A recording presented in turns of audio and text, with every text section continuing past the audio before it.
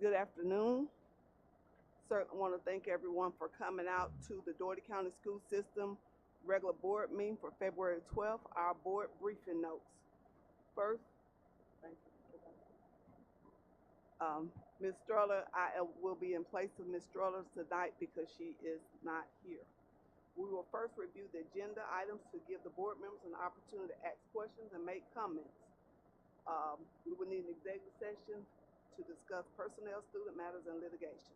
Board members, we're going to go through the agenda. Do you have any questions about the agenda? Agenda item 1, minutes. Consideration for approval of minutes from the regular board meeting held January 25th, 2024. Any questions? Item 2, consideration recommendation for employment of personnel.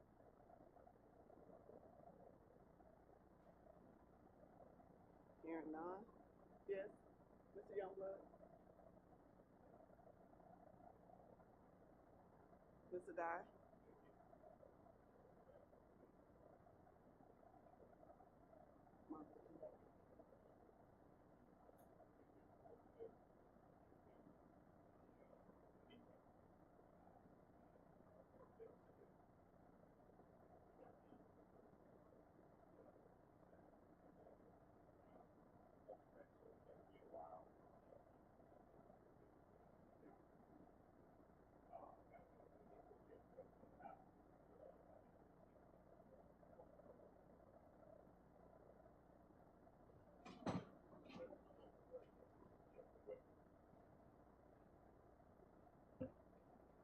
Up in the state cook, don't I got it. Okay. Item number 3, recommendation of release of personnel. Item 4, consideration and recommendation for the approval of the calendar 2024-2025. Miss Madam Chair, if you don't mind, that I want to thank the calendar committee for that work. We took feedback from employees and board members last year, and we've been working to improve the calendar. As you know, we have a focus on social and emotional wellness of our employees as well as our students. And one way we can do that is providing adequate breaks throughout the year for the calendar. So as you can see, we have created opportunities for some downtime throughout the year for both our students and our employees. So feedback we've gotten so far has been tremendous, and I look forward to that year next year coming up with those breaks to see how it impacts our employee morale. And of course, I would like to just say thank you for hearing the community concerns. I know a lot of the employees were calling and concerned about the different calendars, so we appreciate the work that the calendar committee has done to help our teachers and our employees to be able to have a time break. Number 5, consideration and recommendation for approval consent items, fundraising requests, and out-of-state field trip. Any questions? Any committee reports? Okay, board items, Mr. Superintendent, would you like to do the senior tax exempt first or your superintendent's report? Hey, if you, Madam Chair, I want to do it. I think Ms. Sanders have the handout for board members to review. That's for the senior tax exemption. And now, yes, ma'am. Sure. Mr. Summer, do you have that graphic? The senior tax relief. Check your email on that. No, he should be up. Okay.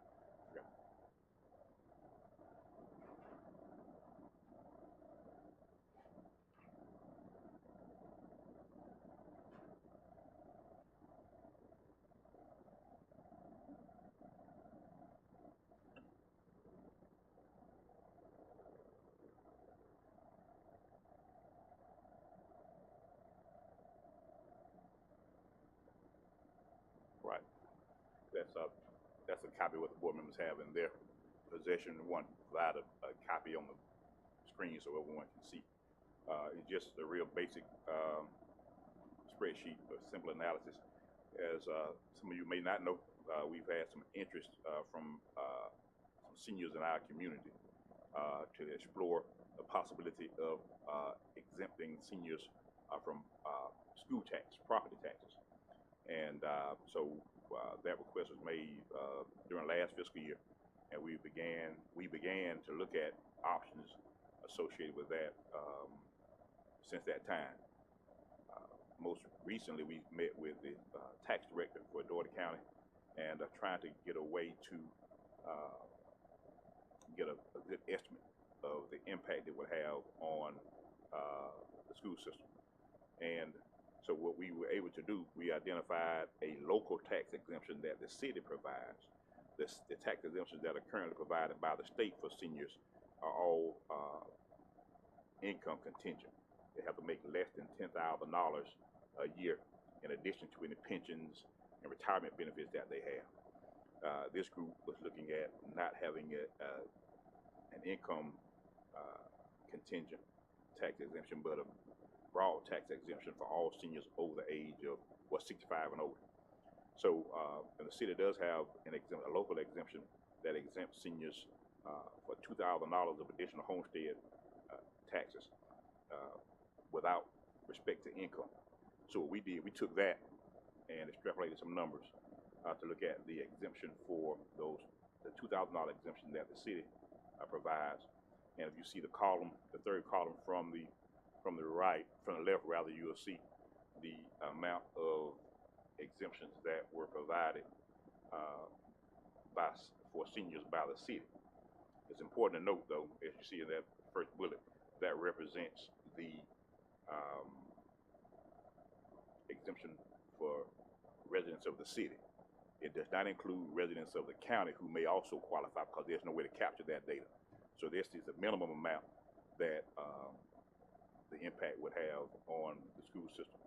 So we just did a 5-year estimate, and based on the exemptions that currently exist, looking at those city residents only, it would have reduced revenue to the school system by slightly more than $2.9 million. If you look at 2023, you see the fund balance we started the year with is $41 million. The cumulative effect of that exemption, if we started in 2019, would mean the school system's general fund reserve would be $38.3 million.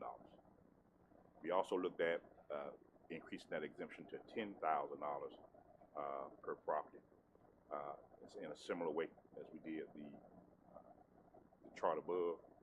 As you can see, that would be about a $14.5 million impact on our fund balance, as opposed to having a $41.2 million fund balance at the end of last fiscal year. Everything else being equal, we would have had a fund balance of a little more than $26.6 million. So these are just two scenarios that we ran in terms of our projections or estimates with the help of the county tax director. We can certainly run those scenarios with full exemptions or with other partial exemptions, if that's what the board sees fit. Of course, if we do that, we have to keep in mind the long-term impact of the school system and the initiatives that we have planned and how we will fund those. Are there any questions? Board members have any questions about senior property tax exemption to the superintendent?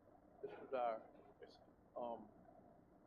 as far as the timeline, if we were to do something like this, What would it take? Well, it would call for local legislation. So someone from our local delegation to the Georgia General Assembly would have to introduce a bill to the General Assembly. We have to go through the House and through the Senate and get voted on, then signed into law by the governor.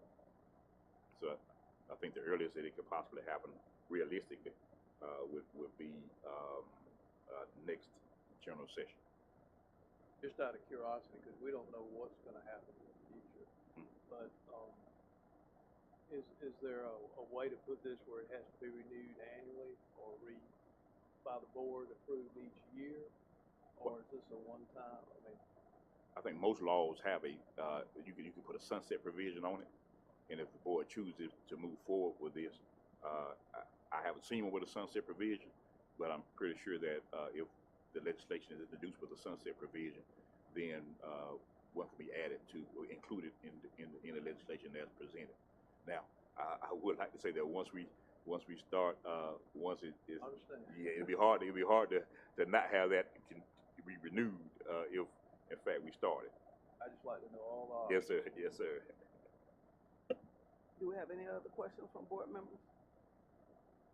That's presented for information, and we'll take this to the finance committee at their next meeting to discuss in more detail and options that they want to recommend to the board, if any. Sounds good. Thank you, Mr. Dyer, for that report. Now, superintendent's report, please, sir. Yes, ma'am.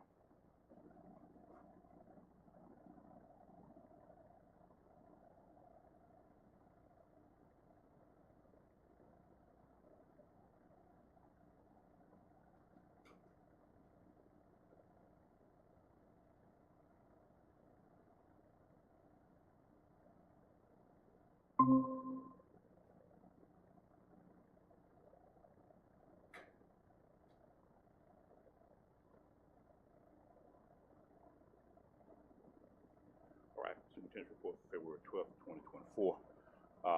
First, we'll start, as we always do, looking at our strategic plan updates, and as requested by a few board members based on some community interest, we'll do an extensive review of our strategic plan and updates to our strategic plan and the initiatives that we've implemented over the last several years and the results of those initiatives.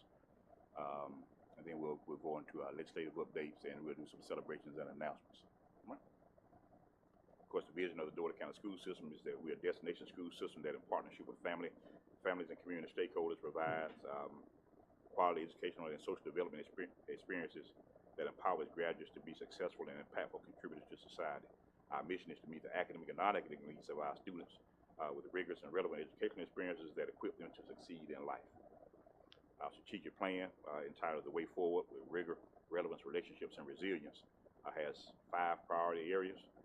Those areas are early literacy, academic rigor and relevance, social and emotional wellness, investment in human capital, and family and community engagement.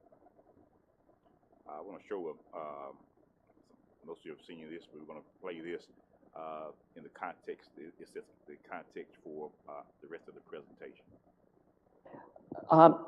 This is a study by McKinsey. We did a lot of work, research with McKinsey and Company, the most respected research group in the country.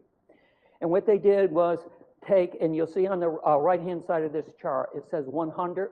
That is the average academic gain over the previous 3 years, pre-pandemic. Average academic gain in this country over the previous 3 years, nationwide. And the 2 groups I'm going to show you are for those students which were predominantly students who were white, and on the left-hand side, the darker bullet, those who were predominantly districts of students of color. Average increase in reading. The kids in poverty, our minority children, struggled more during the pandemic for lots and lots of reasons. We know all the reasons. I won't go into them today. And as much as that is problematic, we got to figure out how to close that gap. Math is much worse. It doesn't surprise me, but boy, it's disheartening. Look at math. And year by year, it got worse. Grade by grade. Whoops, sorry, went too far. Ladies and gentlemen, you're not going to make that up in a summer session. This is a multi-year journey to recapture that. And some more board members, I know you've seen this several times, and many folks have not. We want to make sure we keep things in context as we move forward. And this is a blow-up. This is a study by McKinsey. We did a lot of work, research with McKinsey and Company. All right, here we go. This is a blow up of the graphic that Dr. Bill Daggett. That's Bill Daggett. He's a world-renowned expert in the field of K through 12 education. And that was a presentation he made to the Georgia School Boards Association a few years ago, talking about the impact of the pandemic on public school students. And as he mentioned, the green bar on the right is reflective of a 3-year average of the academic growth by students prior to the pandemic. And then the bullets that you see, the one on the left, the black bullet represents achievement of schools who are predominantly students of color and economically disadvantaged. And then the bullet to the right, the blue bullet, represents the academic gains after the pandemic for students Caucasian and not socially economically disadvantaged. And looked at reading, and 77% of what a typical year's growth is what students learned after the pandemic, the year after the pandemic. And that's grades K through 5. And then math, as he mentioned, is much worse. And on average, 60 to 70% of a typical growth is what was experienced after the pandemic. And as you look at math, as you go into grades, the higher grades, you'll see that the percentage of academic achievement goes down. And people ask the question, why? Well, in math, you have foundational skills that you build upon. So the skills that you acquire in first grade, you use that to do your second grade. And the skills you acquire in second grade, you use those to build your third grade skills. And if you don't acquire those skills in your lower grades, then it's hard for you to excel in the upper grades. And as Mr. Daggett, Dr. Daggett said, you're not going to make that up in a summer session. It's going to be a multi-year journey to recapture that, and we're well on the way to do that. Now, to our strategic plan, first pillar is early literacy. When we first started, we looked at literacy across the state, and we looked at literacy in particular in the Dougherty County school system. You'll see some data on that a little later. But that was our #1 priority, because literacy permeates all subjects. And so we created an early literacy department with 4 early literacy specialists that were separated into zones. They supported schools, particularly teachers, on teaching reading. A lot of teacher prep programs don't focus on teaching reading. And so we hired early literacy specialists and provided additional support for teachers on how to teach reading. Provided training for all of our pre-K through 3rd grade teachers in letters. That's a scientific, evidence-based approach to reading called the science of reading. We also looked at saxophonics heavily and used guided reading to support our literacy initiatives in terms of our pre-K through 3rd grade students. If you look at longitudinal view of literacy in the Dougherty County school system, in 2018, as my first year as superintendent, you see 36% of our students were below grade level. About 64 were on grade level or above. If you look in 2019, the number of students below grade level decreased by 4 percentage points. So again, we were headed in the right direction.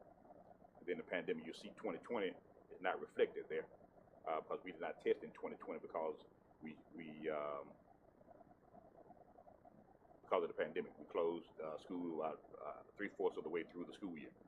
But then in 2021, you'll see, and that reflects the work that the information you saw with Bill Daggett when he presented the national data. Our data reflects that. But also, 2021 data is skewed a bit because you had about half of our students learning virtually for the entire year. About another 25% learned virtually for part of the year. They came back after January. Then other parts of our students learned in person the whole year. But we had several pivots to virtual learning for everyone because of the different spikes in COVID. The 2021 data, although we use it to see where we were at that time, the state does not recognize that data as comparable data. and they don't even have that data for 2021 on their website because it's not valid and reliable for comparison purposes. So I just want to put that disclaimer out that we still look at it. So we went from the number of students reading below grade level double between 2019 and 2021. You had most of those, a lot of those, this is third grade, by the way. So they missed their quarter of their second grade year, and a significant portion of their third grade year was disrupted, and they took tests. 2022, that number started going down, went from 64% to 57% off, not on grade level. Then again, last school year, you see it going down again to 44% with the below grade level. So again, we believe that the work that we're doing in our early leadership efforts is paying off. It's not going to happen overnight, but we think we're headed in the right direction. We see that we're headed in the right direction. The data shows that.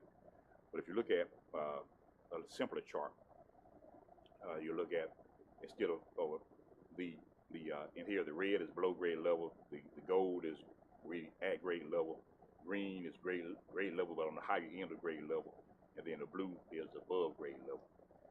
This chart kind of consolidates that and just looks at below grade level and grade level and above. If you look at where we're headed, we're going back to now we have more students reading on grade level than not. And when you look at 2023, third grade is at 2023. 2022, they were in second grade.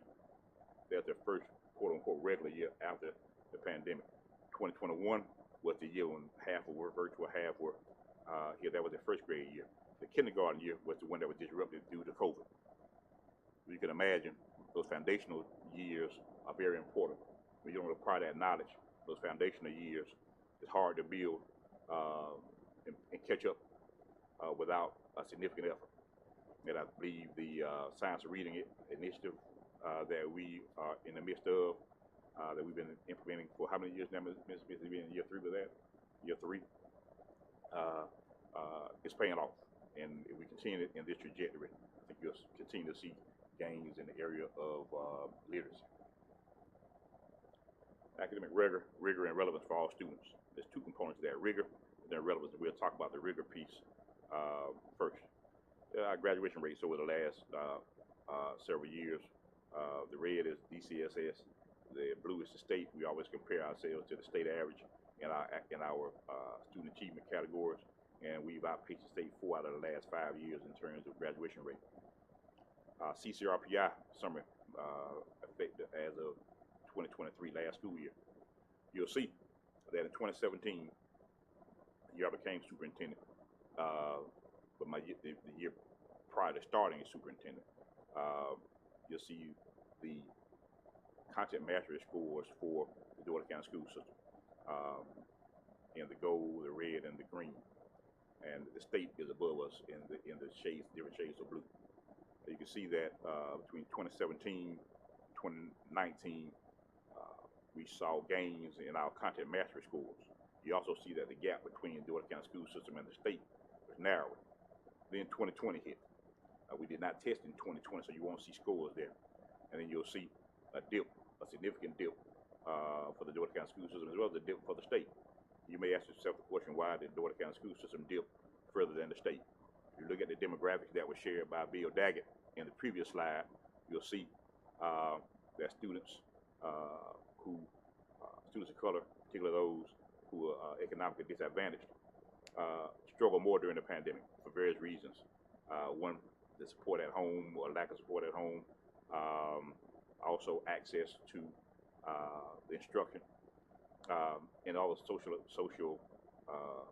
issues that a lot of our families have to deal with that some communities don't.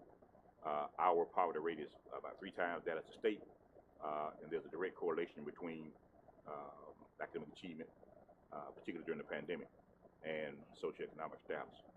But we don't believe that as an excuse. We provided tablets for all of our students.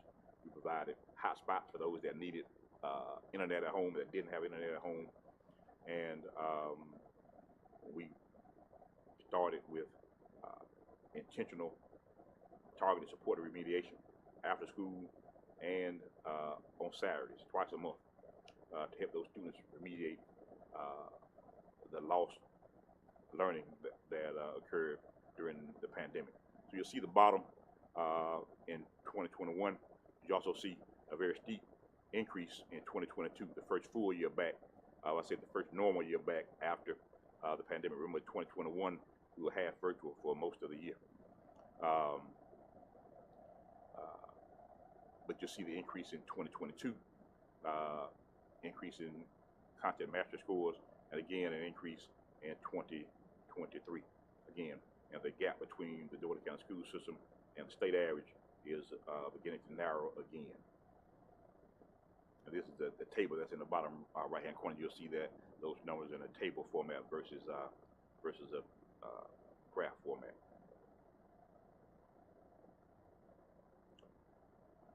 And we'll look at College and Career Ready Performance Index, CCRPI. That's the effectiveness measure used by the Department of Education. It's in 5 different components: content mastery, progress, closing gaps, readiness, and graduation rate. Of course, that's for high school only. So as we look at the next table, you'll see the green check mark indicates a school perform better than the state average in a particular category.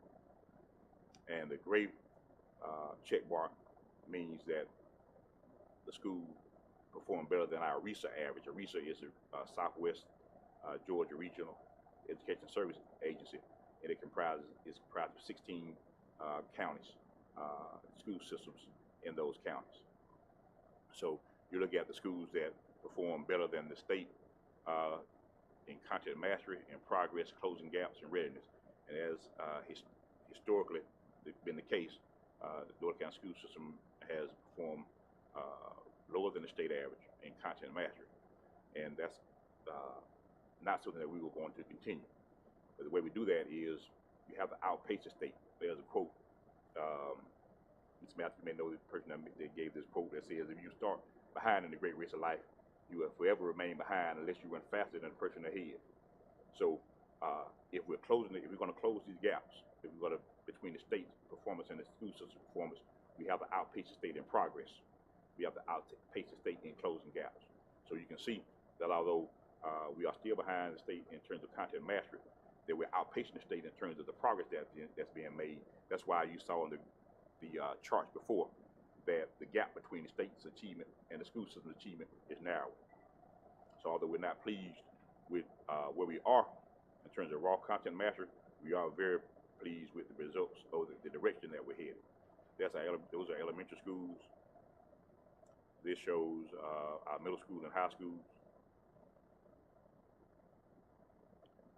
And these are just some of the highlights. 75% of our middle schools achieve progress scores that exceed the state average. Same thing with the RESA average. 78% of our elementary schools exceeded the state in closing gaps. 92% of our elementary schools exceeded the RESA average in closing the gaps. And we can go on. I'm not going to read all those. We look at content mastery. The schools that showed an increase from 2022 to 2023 in content mastery, all of our schools showed an increase. 91% of our schools showed an increase in math content mastery specifically. 86% showed an increase in ELA content mastery specifically. From 2022 to 2023, science, again, 77%. This is a troubling area that we've discussed. Only 38%, 37.5% showed an increase in content mastery and social studies from 2022 to 2023. Closing the gaps, 78%, almost 79% of our schools had a closing gap score above the state average. That's in elementary, I'm sorry. Middle school, 100%. High school, half of it. And we had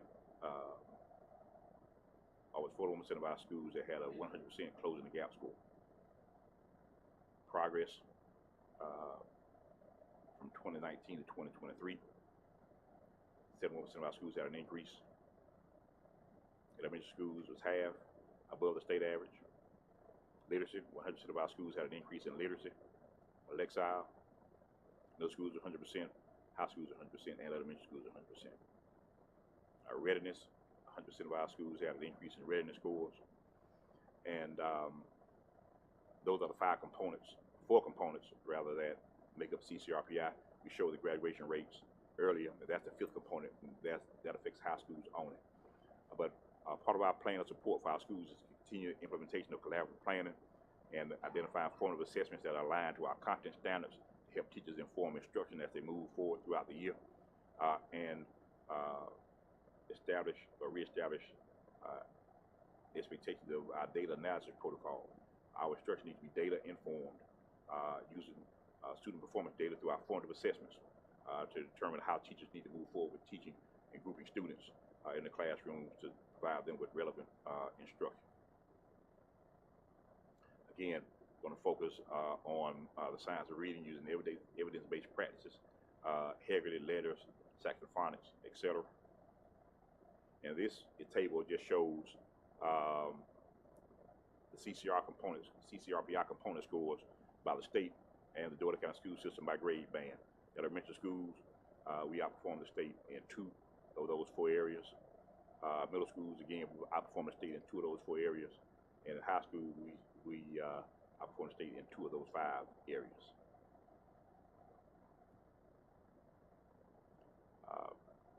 Our federally identified schools, these schools are identified by the state as needing additional support. In 2022, we had the ones that needed the most support, Tier 4 schools. We had 3 Tier 4 schools and 1 Tier 3 school. Last year, we had 1 Tier 4 school, 2 Tier 3 schools, and then this year, as a result of last year's student achievement results, we have again 1 Tier 4 school, 1 Tier 3 school, and a new category, additional targeted support, and that's for students, schools whose students in a subgroup perform lower than anticipated. And this school is M.L. King, and that's for their special education students specifically. It also is also important to note that Alice Coachman, the only Tier 4 school that we have, that's a 3-year designation. So once you get in, you have to stay in for 3 years. If you just looked at Alice Coachman just on last year's data, they would not be identified as a Tier 4 school because it's a 3-year designation, and that's for sustainability purposes. You don't want a school to be on 1 year, they get off, you take the support, and then they end up going back. So it's a 3-year designation to ensure that the progress that they're making is sustainable. And so Alice Coachman has made significant progress, and we anticipate that they'll be removed from the list at the earliest, I think it's 26th school year. Academic rigor and relevance. Of course, we just showed you information related to state testing. Of course, we don't do bubble sheets anymore. That was back when I was in school, but that's the best picture I could find to signify standardized tests. This is the caption that we look at and we refer to quite a bit. This is a teacher talking to a diverse group of students in the form of animals, and for a fair selection, everyone had to take the same exam. Please climb that tree. And the caption says that everybody's a genius, but if you judge a fish by its ability to climb a tree, it will live its whole life believing that it's stupid. And that's a quote from Albert Einstein. I don't know about subscribe to the fact that everybody's a genius, but I do believe everybody has talent, but the talent is not the same for everyone. So, although we place an emphasis on our test scores, we also want to make sure that we provide a relevant educational experience for those students who want to do different things with their career. Now this again, Bill Daggett referenced McKinsey & Company, a leading research firm in the world. This is also a graph by McKinsey & Company based on their research, and it shows wage quintiles. The 5 columns that you see go from dark blue to light blue. On the left side represents the lowest wage quintile, and the right side shows the highest wage quintile. And then the different shades of blue you see. The dark blue is at physical and manual skills. to basic cognitive skills, higher cognitive skills, social and emotional skills, we call them soft skills or essential skills, and then the technological skills. And what you see in those columns and the number in that particular color group indicates the amount of time spent on those particular skills in that wage quintile. So on the lowest wage quintile, you'll see that they spend 50% of the time in physical and manual skills, and then another 18% in basic cognitive skills. So 68% of the time is spent on the lowest two skill levels. And then as you move to the right, you'll see that the percent of time spent on those two skill categories is less, and they spend more time on the higher cognitive skills and the soft skills. Here they call it social and emotional skills, and the technological skills. So we ask ourselves the question, are we preparing students for the workforce of tomorrow, or are we trying to put them into a box that we have been in for years? And so we decided that for every student that wants to go to a four-year school, we want them to be prepared to go to that four-year school. But we also know that although that's one avenue to success, it's not the only avenue to success. And we want to prepare those students for success also, even if they choose not to go to a four-year school and get a bachelor's degree. I venture to say that based on research we've seen in economic development, workforce development, if everyone that graduated high school went to college and got a four-year degree, most of them wouldn't be able to find a job in the area that they majored in, because there's not enough jobs out there for folks with four-year degrees. And the majority of those would have to get retrained in order to be employable. So you'll see at the top, you see our Read to Succeed initiative. That's how we how we branded our early literacy initiative with the science of reading, our Reach to Learn, as I mentioned earlier, about our Saturday school and our targeted support and remediation during school and after school are things that we help to create that steep incline of student achievement after the pandemic. Then our Connected to Careers program is where we take those students who do not want to go to a four-year program, want to do more technical based careers. We provide them with opportunities to not only acquire knowledge in the technical areas, but also provide them with opportunities for paid internships so they get work-based learning, relevant work-based learning, in addition to the classroom learning that they experience in our classroom. And also, you see on the bottom left-hand corner, DOCO Codes is a computer science initiative that we partner with Apple and Ed Farm to provide coding skills for our students. And our Construction Ready program is a program that we had students who go through a 4-week course with NCCR credentialed faculty. And when they leave that program, they end up with 7 credentials, industry recognized credentials in the construction area. And they leave that program not only with the credentials in hand, but also we provide offer a job fair with local employers. And they, the 2 cohorts we had with Construction Ready so far, all 15 that went through end up with not only the credentials, but also a job offer with local construction companies. These are, upper left-hand corner, you'll see our Construction Ready graduates. You see one in the middle over there with his on the job young lady working with You Save It Pharmacy, who is one of our partners that provide paid internships, Sam Service, Neo's, Websterant, and then Phoebe in the bottom right-hand corner with our nursing pathway that our students get credentialed as certified nursing assistants during their junior year, and they spend half of their senior year interning with Phoebe with the hopes that they'll continue with Phoebe after they graduate to get their RN certifications, credentials after completing their associate degree, and then moving on to bachelor's and master's degrees if they choose to do so, but all staying in our community. These are some of the partners that we have that provide internships for our students, and Georgia Power is in the center. We fund this.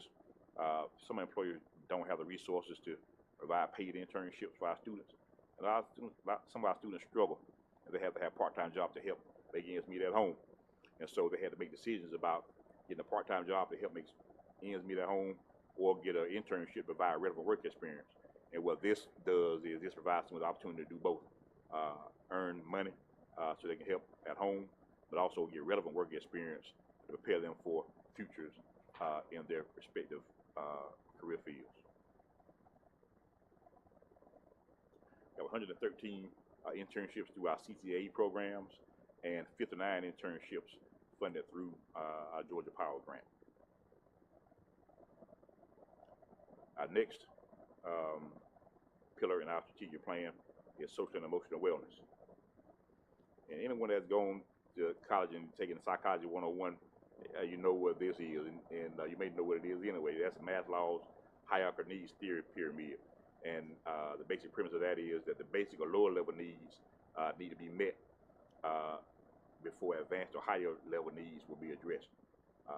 If a lower level need is not met, then the higher ones will be ignored. Physiological needs, hunger, food, shelter, clothing. If that need is not met, you're not really looking at loving and belonging needs, esteem needs. And what we do is we take that and apply it to education.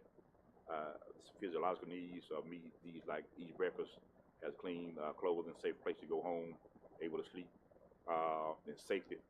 You'll see those as they go up.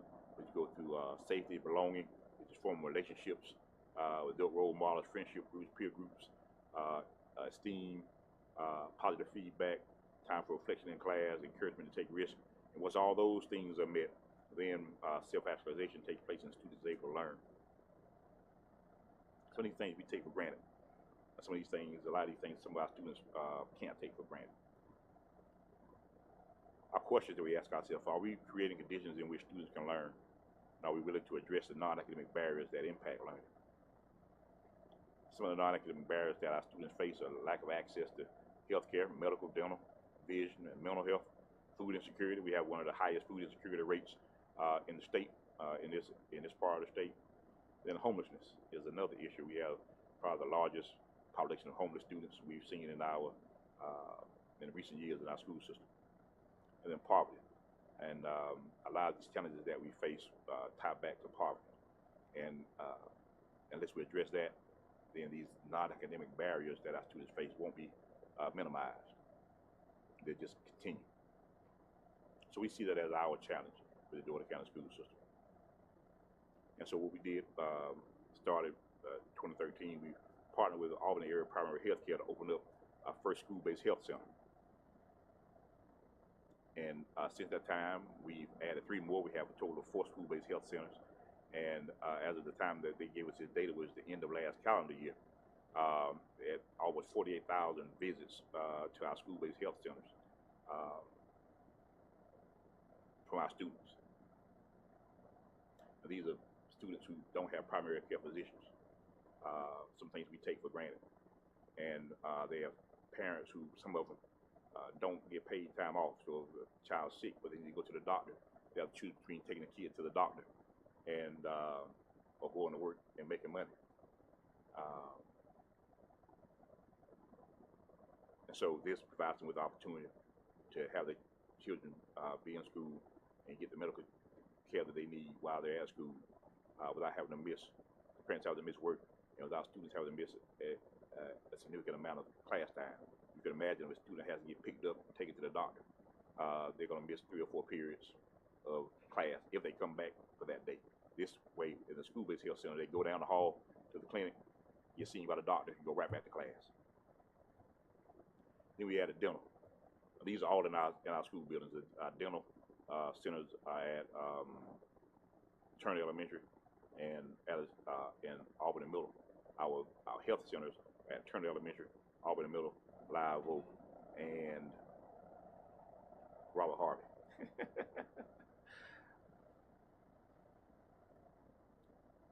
And we've had about 5,600 as of last calendar year, over 5,600 visits to our school-based dental centers. Then we added vision. This is at Alice Coachman Elementary School, again, all offered through Albany Area Primary Health Care. Our students can go get eye exams, pick out glasses, free to them, and when the glasses come in, they have a pair of prescription glasses. And I like to tell this story, not because because I like the store, but I just the impact. The first month we had about 240. The numbers may be off a little bit. About 240 students that went through to get an eye exam. About 160 of them needed prescription eyeglasses. We thought students weren't learning because they couldn't grasp the concepts that were being taught. Really, they couldn't see the board. So this is an impactful partnership through Albany Area Primary Healthcare with both the traditional health center, the dental center, the vision center, and it's making a difference. We've had almost 3,800 visits to our school-based vision centers since inception. Then we plan to launch a behavioral health center. Prior to the pandemic, the mental health challenges and behavioral health challenges of teens began to increase. That was a nationwide trend that's continuing. Of course, the pandemic hit and we delayed our opening until 2021. But we did open in 2021, and we've seen several students go through our mental health center again, offered through Albany Area Primary Healthcare. And what helped us come to this realization that we needed this was data that we saw prior to the pandemic. That showed about 17.3% of students were disconnected. The youth were disconnected, meaning they were not engaged in education or in the workforce. 16.7% of black youth in Georgia, 11.3% of Latino youth in Georgia, and about 10.5% of white youth in Georgia were disconnected. Again, this is measured by Measure of America survey. Post-pandemic, again, this is information provided by McKinsey and Company. 35% of parents were very or extremely concerned about their child's mental health. Had a 5% increase in clinical anxiety, a 6% increase in clinical depression. That's nationwide data. These are some stories, news stories, students' health, students' mental health, greater hindrance in learning since the pandemic. The percentage of middle and high school students saying that mental health is an obstacle to learning jumped from 39% to 48% between the spring of 2020 and the 2022-2023 school year.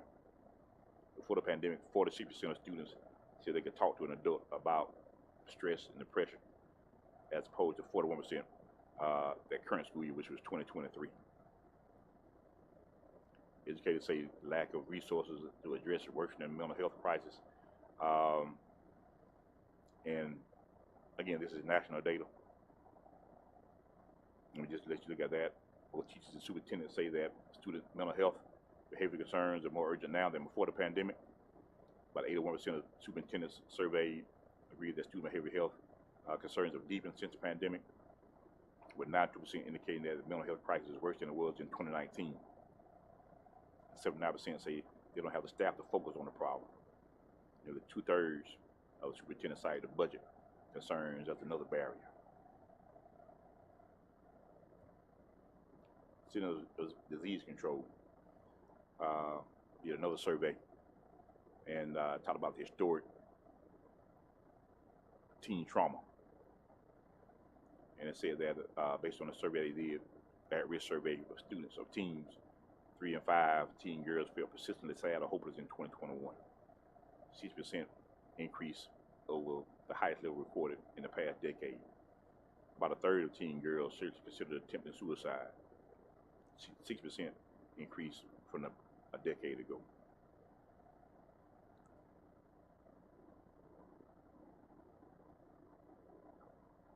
This is another small national data on the state of mental health study. 7% of teens see anxiety and depression as a major problem. Screen activity with social media is linked to suicide-related outcomes. 20% of teens have or will have serious mental illness. Suicide is the number 2 cause of death for youth ages 10 to 19. 3,703 suicide attempts in high school students every day across the country. And 8% of those teens who attempted suicide have given clear warning signs. It's more than just about reading, writing, and arithmetic. It's about the well-being of our students overall. Again, CDC, 21% of U.S. children aged 3 to 17 have one or more common mental, emotional, behavioral health concerns. 2.5 million, this again from the State of Mental Health study, a nationwide study, 2.5 million youth have severe major depression. 42% of high school students in 2021 across the country felt sad or hopeless almost every day. 22% seriously considered attempting suicide during the past year, and 18% made a suicide plan over the past year.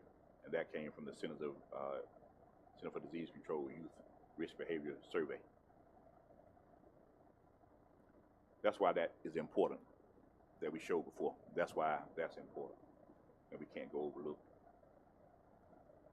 So when our board looked at this data, they want to know what's the situation in Dougherty County.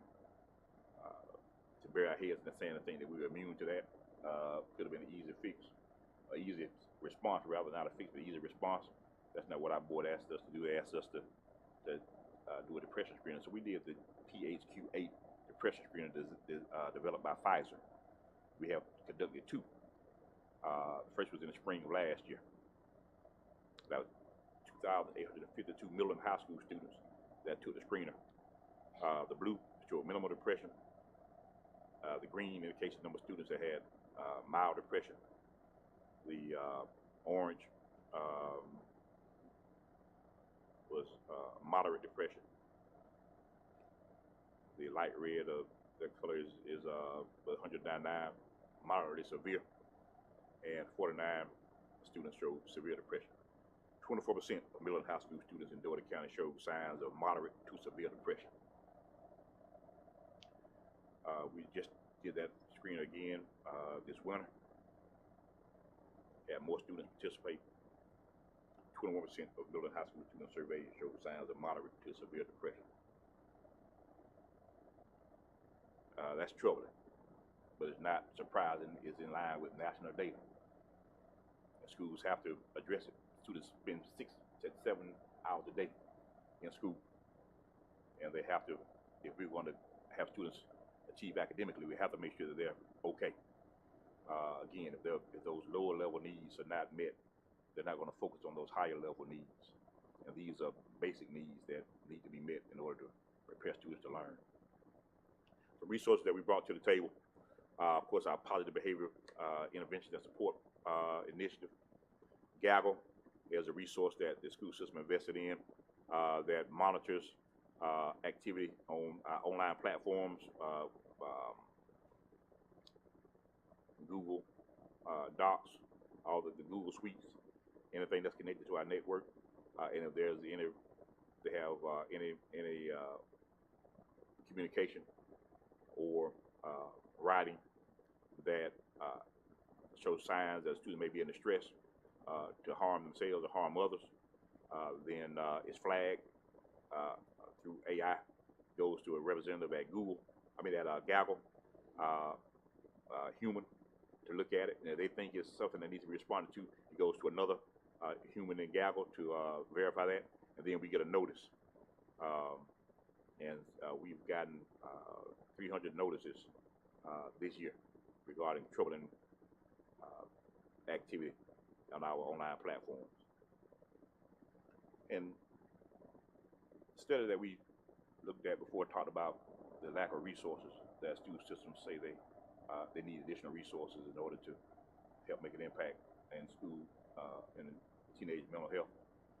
And the state doesn't provide those resources. So what we did at the Dougherty County School System, we sought out additional resources, and I'm glad to say that we received a $15 million school-based mental health grant that provides us with not only the funding to do the surveys and to provide therapy for those students and counseling for those students that need those services. It also provides us, equips us with funding for 16 additional social workers, so that we have social workers at every school Some have more than one social worker at the school, depending on the caseload. And why social workers are not counselors. Social workers deal with the whole family, and a lot of the challenges that our students face, they don't start and stop at school. They come from home. When students go to school, they pick them up when they're at home.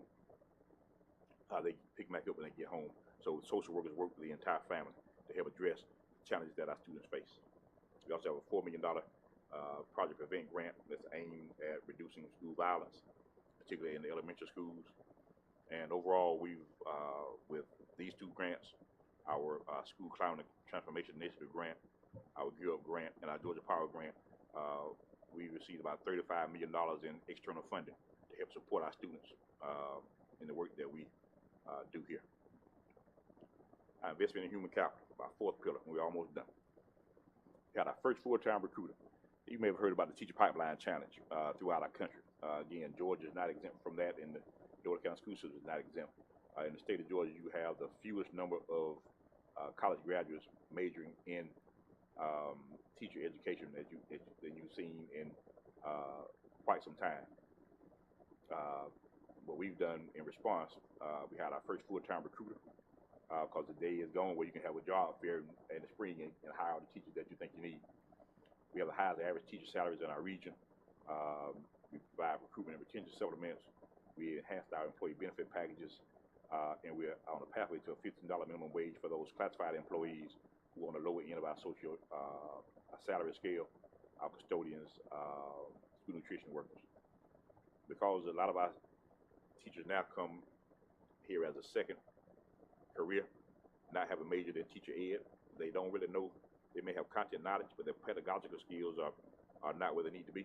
So we've started the Instructional Coaches Academy and the Mentor Teachers Academy to help support those novice teachers as they progress. We also became the first school system in the state of Georgia to be recognized as a registered apprenticeship program for K through 12 educators in the state. Well, that provides us a sustainable talent system to acquire teachers or aspiring teachers early on to help give them experience in the classroom while they get their formal education. These are some of the strategies that we have right now. Teacher interns, our charter flexibility, TAP program, alternative preparation program, our virtual teachers through Elevate K-12, and our international teachers. What we're looking at now, we're looking at opportunities with our high school students, opportunity for parent teacher career pathways, and paraprofessionals who have obtained bachelor's degrees who meet our charter requirements to earn certification. And so we have 4 different on-ramps for our teacher registered apprenticeship program for those that have less than 30 hours, less than 60 hours, less than 90 hours, and then who have 90 hours and above residents, way for them to become teachers and get experience in the classroom while they're getting their formal education. And we're working with Auburn State University, Georgia Southwestern, Mercer University, and Auburn Tech to provide the training and the education experiences for our students. And finally, the last pillar of our strategic plan is family community engagement. We can't do it alone. It requires family community engagement to help support our students. And one initiative is a Level Up initiative. You may have heard, you may remember that I said a lot of the challenges that we face in our community tied back to poverty. And if we don't do something to address poverty, then a lot of the challenges that we have in our community will continue to persist. So what we've done with the Dougherty County School System through our partnership with Georgia Power and the funding that they provide through that grant, a $3 million grant over 4 years, is we call our Level Up initiative. And it's a family engagement initiative that identifies the adult family members of our students who are unemployed, underemployed, or who are just looking for a career change. This provides them an opportunity to level up their careers by providing a job skills training through partnerships with various job skills training companies. And they can move from struggling financially to being able to provide for their families. And if you can create a more stable home environment for our families, a lot of the non-academic barriers that we discussed earlier would be minimized. These are some of the partners that we have through our Level Up initiative. Georgia Power, of course, is our funding partner. Albany Technical College, Integrity Healthcare, Construction Ready, Family Literacy Connection, Marley Health Scrubs. We started with one CNA cohort. And we had, and now we're in cohort 6. We have 42 people to complete the cohort, have an opportunity to become CNAs. And so we're in cohort 6 of our CNA cohort, our CNA initiative. We just had a graduation, that was 2 Saturdays ago, Mr. Davis. We had 11 graduate, and it's a moving ceremony. Those the stories that they tell about how they struggled prior to, and how they see this as a way out, an opportunity to provide for their families. So this month, well, last month, actually January, we started with the phlebotomy initiative, and this month we started with heavy equipment operations. We have 12 going through phlebotomy right now, and 6 going through our heavy equipment operations. So what happens is when they get through the coursework and they get the credentials, they go through the clinical work in the field. Then they get credentialed, and they have jobs waiting on them. And our heavy equipment operation, our students go through a similar program. We had 8 to go through that program, and they all passed the field test on the first try, which the field instructor said that was worked for a local construction company, said that hadn't happened before. So they use heavy equipment simulators that we have at our College and Career Academy during the day to go through the coursework and the simulation. Then they go into the field and get on the actual piece of equipment. And so we're looking at adding commercial truck driving and some other high-demand career fields that they can get credentials in within 12 weeks or fewer. Because we don't want to have a year-long program. It becomes a little tedious. But we can get a short time frame where they can earn industry credentials, become more employable, create a more stable home environment for their families. Then we think that will provide an opportunity to lessen those barriers that our students face every day. In the Village 501c3 foundation that's yet to launch to provide additional resources for our students and teachers. And then the VILA, the Volunteer Instructional Leadership Learning Academy. And that is, the mission is to equip parents and volunteers, community leaders, to confidently navigate the school system. It's administered by the school system, and community leaders and stakeholders will learn about the operation of the school system, budgeting, history, school law, technology, and curriculum. It's a 6-course program with supplemental handouts and customized homework related to the school system. Each course is 90 minutes. You'll have PowerPoints and handouts. The 5th course is a field trip to our schools, and the 6th course is graduation. And that will be an opportunity for stakeholders to learn more about the school system, find out ways they can support. Our legislative updates, we won't go into details about that, but it's been a busy legislative session so far.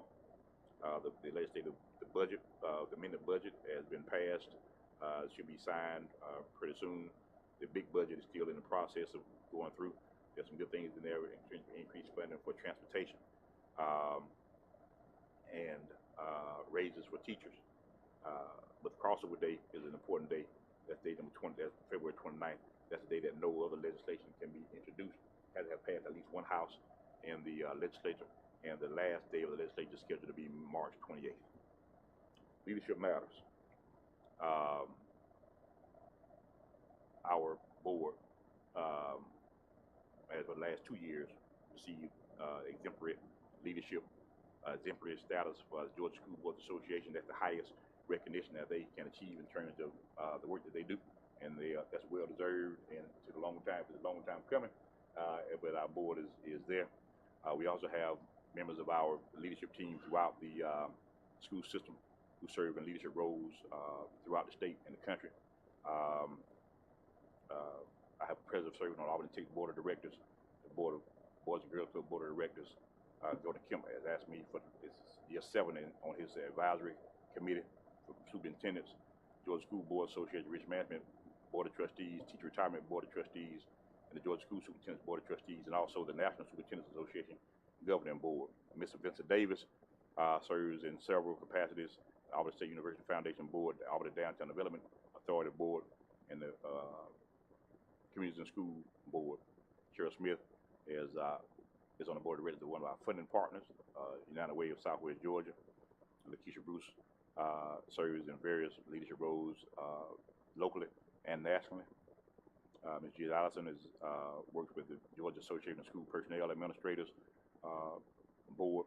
And Chris Hatcher, who's the CEO of our College and Career Academy, is also chair of the Economic Development Commission and co-chair of the Albany Dougherty Works, the area chairman of Commerce Committee, and he's the chair of the State College and Career Academy Network. LaShonda Flanders is the president of the Georgia Association of Curricular and Instructional Supervisors. Heather Corbett, our CCA director, serves on the talent committee of the chamber and also serves on the Governor's Leadership Council Work Group. J.D. Sumner serves on the GSPRA, the Georgia School Public Relations Association Board of Directors, and several leadership roles in the state and in the community. And these are some other employees who serve in leadership roles in our community and throughout the state. And I say that to say this: the work that we do, we can't do just by staying in Albany. We have to be in different areas throughout the state and the country to try to advocate for what our students need, try to influence and shape policy and law. And that's what these young men and women are doing every day, not just here, but throughout our country, certainly throughout our state, to help influence and advocate on behalf of our students. So we thank them for that. Finally, as we move to celebrations and announcements, Black History Month, we've had several Black History events, and we have more to come throughout the school year, throughout this month. We have our students. If you look at our social media pages, who are discussing their most impactful person in Black history. And I'm going to go through, because it'll be on our website soon. The District Social Studies Fair, Kaden Davis from Live Oak, won in Class 1, grades 5 through 6, and Ms. Urick from Robert Cross won in Class 2, grades 7 and 8. Social Studies Fair High School, you see several winners there, representing Dougherty, Monroe, and Westover. DCS's Moments, these are some of the things that we do to show our employees appreciation. The latest event we had was Employee Engagement Night at a Monroe High basketball game. They got free admissions, of course, and we provided them with free concessions at the game, just as a way to let their head down and fellowship with their fellow employees. Coming up, we have our career fair March 2nd at ASU West, and pre-K registration has already started. We have our Super Saturday coming up March 2nd from 10 a.m. to 2 p.m. with a live remote and a lot of fun. So anybody that wants those of a pre-K eligible student coming up, please let them know about the Super Saturday registration at our pre-K center on Magnolia. And of course, Ms. Nova, our partner in trying to get our kids ready. There was a survey that we did that we looked at a couple of years ago that showed almost half of the pre-K eligible students in Dougherty County did not get pre-K services. And if you believe that early education matters, we need to have more than half of our students who are eligible for pre-K to get pre-K services. So the number one priority on our legislative priority list for the first 6 years of my superintendency was expanding pre-K. And for 6 years we were told no. This year we were able to expand pre-K. We got 6 more classes, and we're looking to expand again next year. And we believe that with the number of students in Dougherty County who don't get pre-K services, there's room for even more expansion. And we encourage anyone who has capacity to do so to please do so. If we get them into earlier in a formal education setting, a lot of the challenges that they have academically will be lessened. Just as an example, some kids come to school in first grade, which is the first compulsory grade, that the law doesn't require you to start school until first grade. Kindergarten is not required. And some kids come to first grade trying to learn how to hold a pencil. Some kids come to first grade knowing how to read, and it's difficult for teachers to to meet the needs of every student when the skill sets are so varied. But if we can get students in pre-K earlier, get them in pre-K and kindergarten, they'll come to first grade much more prepared. That's important. And finally, basketball season is, the regular season's over with, and we have a basketball tournament starting tonight with Dougherty girls throughout the week, through Friday, the region tournament, and then leading to the state tournament week after next. That's it. Any questions or comments, Madam Chair? Board members have any questions for the superintendent report? Madam Chair, I have a question. Youngblood, I yield, Mr. Youngblood. Go ahead, Dr. Benson. Tennessee. I just want to say to the superintendent, since we have some people in the audience, much of what you saw today was presented to the state, on the state level this past state convention in Atlanta. He talked about that how they had money, the grants and all of that, but extra money for the things, the projects that he presented to us today, the paid internship, the parents who were going back, and I think they receive a stipend also. But what I want to say is how those people from various school systems in the state listened and had a lot of questions for the superintendent. And how can we get there? The health part that you all saw, where the children, we have nurses and doctors in the school to keep them well, keep them in school. So to the leadership of our superintendent and the rest of the board members, we are trying to educate the whole child. That's all I want to say, Madam Chair. Youngblood. Not necessarily a question, Mr. Dyer, but just a comment. First of all, I want to thank all of you stakeholders here tonight to come in firsthand and see some of the data yourselves and what's going on in the system. As Dr. Fennessy said, Mr. Dyer presented this at the state level, and so it's been scrutinized quite a bit, I think, at this point. But I appreciate you coming out tonight. Second thing, Mr. Dyer, we had a presentation by the Life Flight group last time, and of course it interests me because they serve the whole community, and for those that aren't familiar, they basically, if there's a trauma that the hospital can't handle, they helicopter them to a trauma center across the state, and they were offering a benefit potentially for the teachers and parents and their children in the school system. And it kind of hit home in the last couple of weeks. Not my family, but someone that we know. Their child fell and hit the edge of a fireplace, 7-year-old. And you know how the bricks are up, and it basically crushed the skull.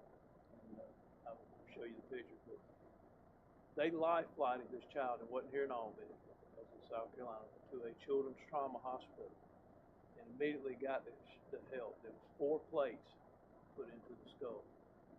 Now this 7-year-old child, if that service had not been available, that child would not have survived or would have had severe disabilities from it. This child actually is fully recovered and at home now. This all happened between our last meeting. And so it kind of made me aware that that's a service that this community has, and we need to maintain it. And I believe if you'll get me the numbers, I think I have an individual that will pay for that benefit.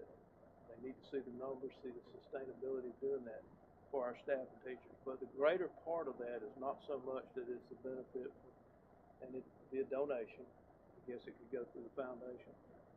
But it's for the greater community, because those funds, and we pray that none of our people would have to ever use it.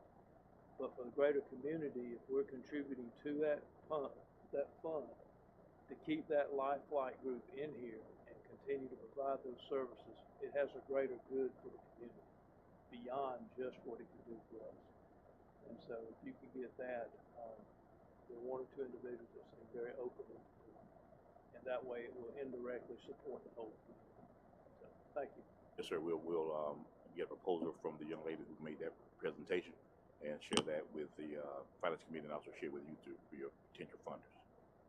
Madam Chair, Mr. Dyer, this is not an excuse, it's an explanation. You highlighted our grade 3 when you presented the data relative to gains and so forth. And as a former classroom teacher, I just wanted to share that the odd years, grades 1, 3, 5, 7, 9, and 11, are the years when new materials are introduced to our students. And your even years, 2, 4, 6, 8, 10, 12, you build upon. They're just like review years that prepare you.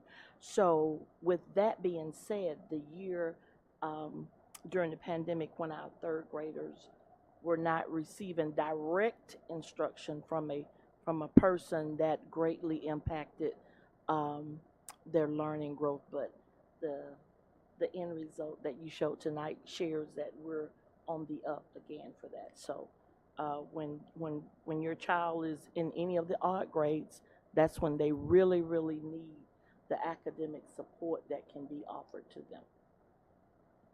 The other board members have a comment or question for the superintendent? If not, we will, at this time, check the time, we'll transition on to our regular board meeting. Board members, do anyone need a break before we transition? Okay. We will now transition to our board meeting. Please silence your phone. We will do our moment of silence and the Pledge of Allegiance. Please, community, pray for the young man, family, friends, and the city employees that we reported missing now at the Flint River. So please say a special prayer, silent prayer for him also.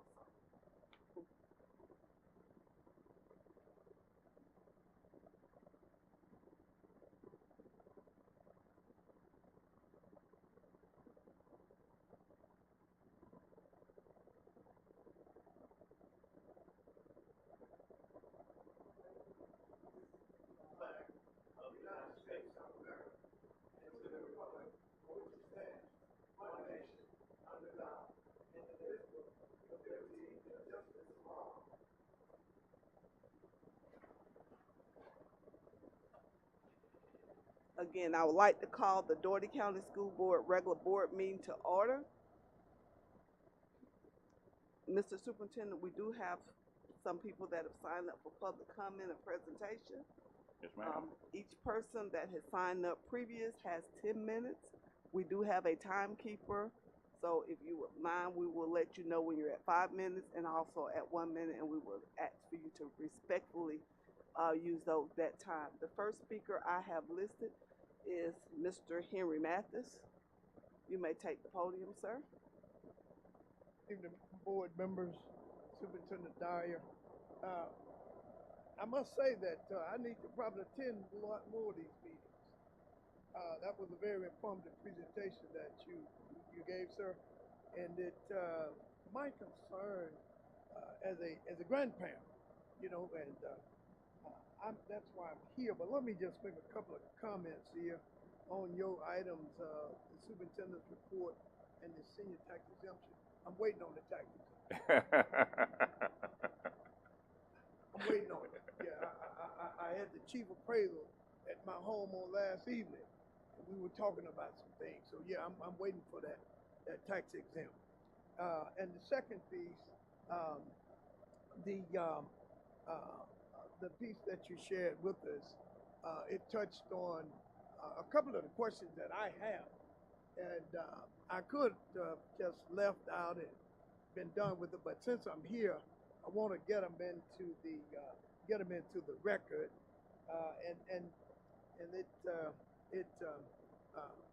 first question is the Dougherty County School System states in its vision statement that the Dougherty County School System is a destination school system that, in partnership with families and community partners, provides quality educational and social development experiences that empower its graduates to be successful and impactful contributors to society. So as such, my question is, what have you as a board done and plan to do to ensure that this school system, education leaders, course superintendent, is proactively addressing Alice Coachman Elementary School, Northside Elementary, and Reading Springs Middle School. All three schools, I do believe, were identified by the Georgia Department of Education 2022-2023 as CSI schools, a school needing comprehensive support and improvement, as well as South Georgia Regional Achievement Center identified as a CSI school in 2024, Martin Luther King Jr. Elementary identified as in 2024 as a ATSI, which is a school needing additional targeted support and improvement. So in this category, specifically was focused on English language learning and the school readiness, as was modified by the Department of Education in consideration of the COVID pandemic.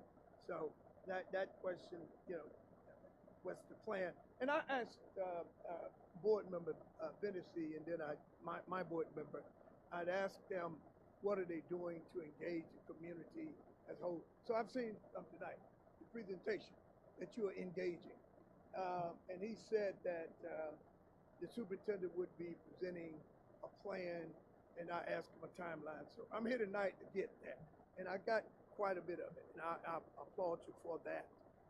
Good presentation, but I also think that even though this is an in-depth presentation, the community somehow needs that.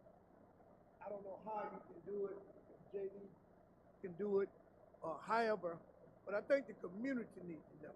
Because when you talk about creating a partnership with the community and the stakeholders and families, we are a village. I saw that in there. We are a village and a villa as well. So I think that if we can get that information out there to the public, I think it would serve well in meeting and accomplishing those objectives. And I don't know the timeline on implementation. Of course, maybe we'll get that at some point. The timeline. And my second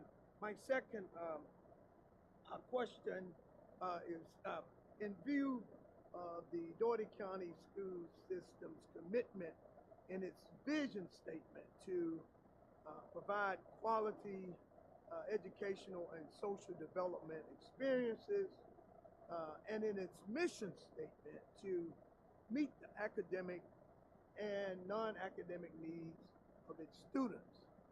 So, has our school systems, education leaders, have you as board members and 5 minutes, Mr. Mayor. identified specific contributors to the failures of those aforementioned schools, and has a concrete timeline been instituted to remedy the unfortunate educational climate?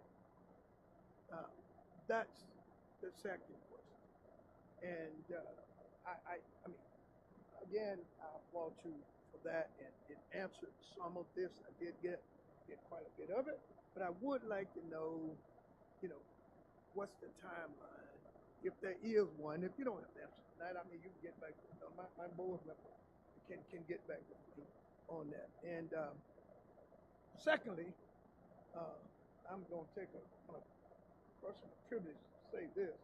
I was asked earlier by my good friend, board member James Bush, this evening, if I was going to run against Velvet Riggin for school board. I'm not interested in running for school board.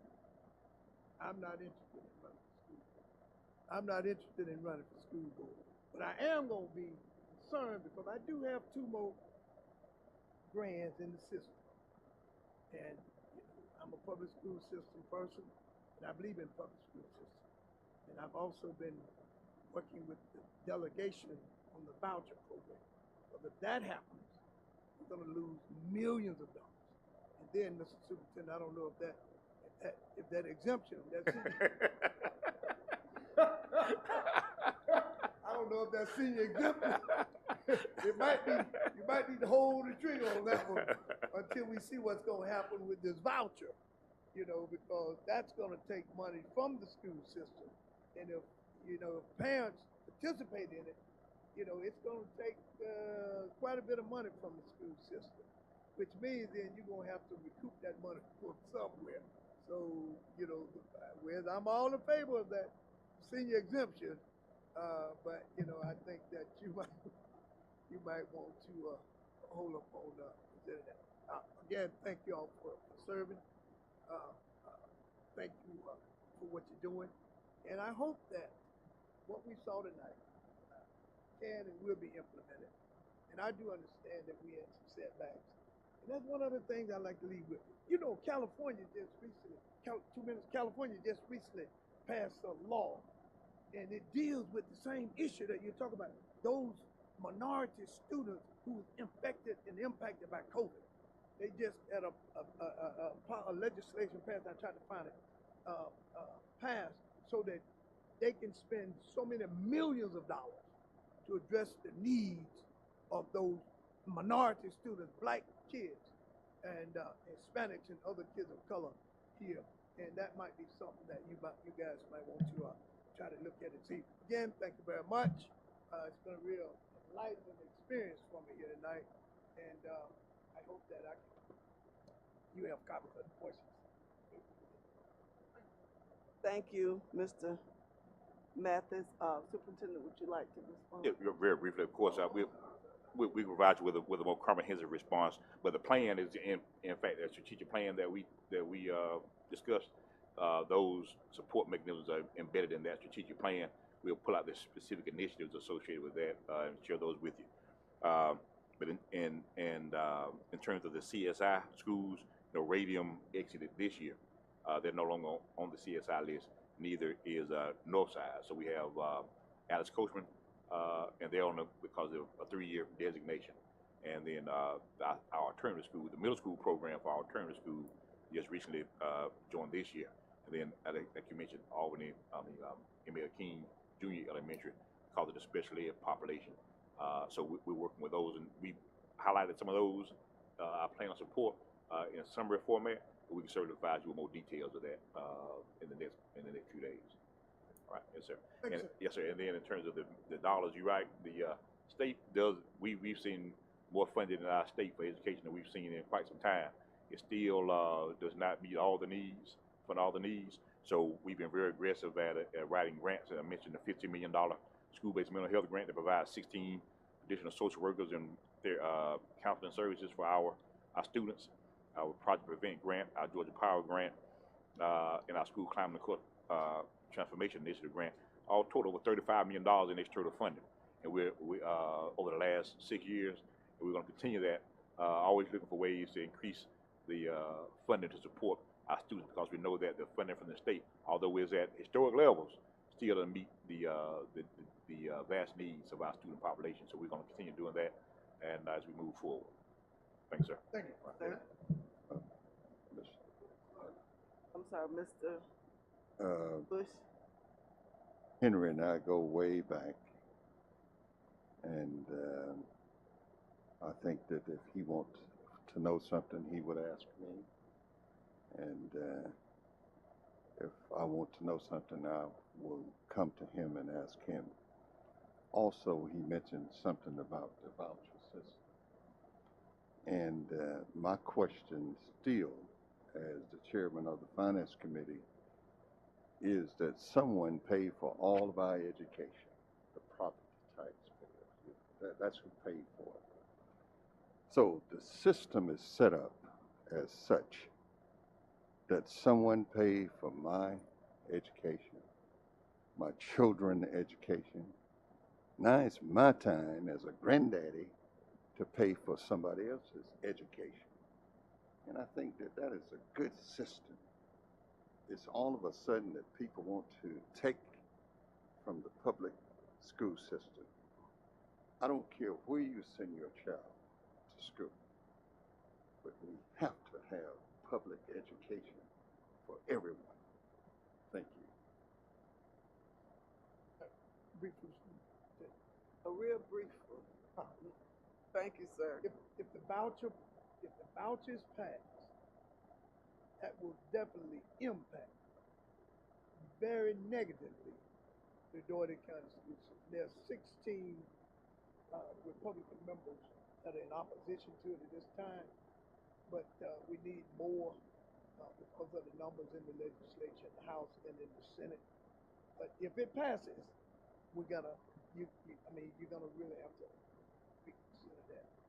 Last year, it failed by one vote in the House, and out of the 5 members of the Dougherty, who represent Dougherty County in the House, in the legislature, all but one voted against it. Yeah, that's chokers. Yeah, right. I'll say it. Right, Mike right. Chokers voted And so, against it. so we see strong support from our local delegation, and communicating with them during this legislative session. I think the support is still there. So we just need to make sure that they continue that support. Well, and, I've been talking with Gerald Green and Bill Yoder. Yeah. And Mr. Sampson. Yes. And spoken to Freddie yet, but definitely those. Yes, sir. Yes, sir. Thank y'all very much. Thank you, and please keep those communication lines open. Thank you. Now we will hear from Dr. Alma Noble. Once again, you have 10 minutes. Mr. Sumner is doing a timekeeping, and Mr. Dyer got 2 timekeepers.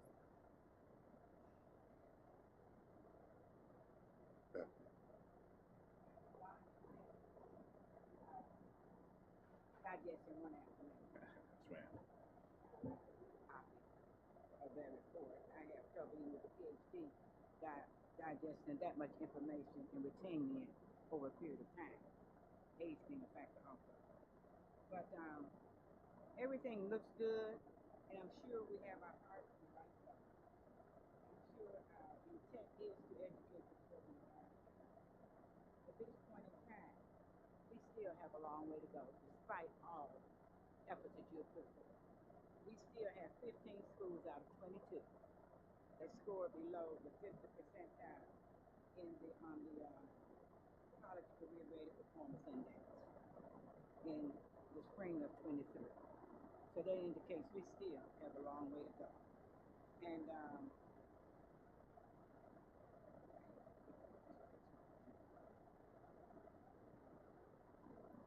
okay, it didn't work. Okay, we have a lot.